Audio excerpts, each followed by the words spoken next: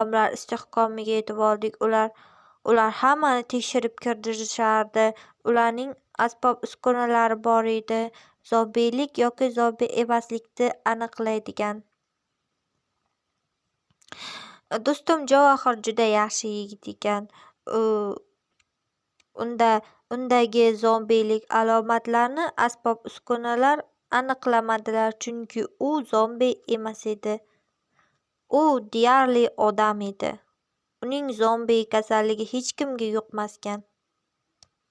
Shuning uchun ham unda zombi kasallikni aniqlasholmagan, lekin undagi o'sha turli xil qobiliyatlarni birov bilib qolishi kerak emas edi, chunki unda shubhalanishlari mumkin edi va uni yo'q qilishlari mumkin edi.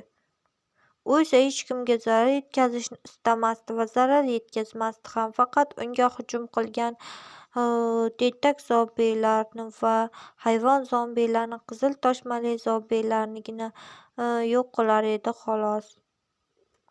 Uyam o'zini yoki meni himoya qilish uchun.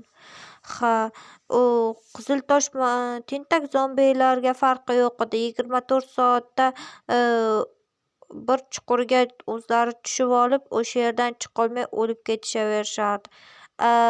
Qizil toshmali zombiylar esa ulardan birozgina aqlliroq edilar. Ular agar shunday chuqurda tushib qolib och qolsalar, ular bir-birlarini yeyib qo'yishardi.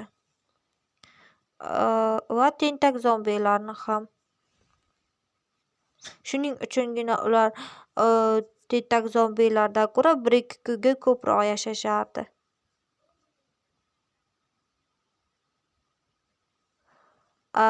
Hayvon zombiylarga esa farqi yo'q.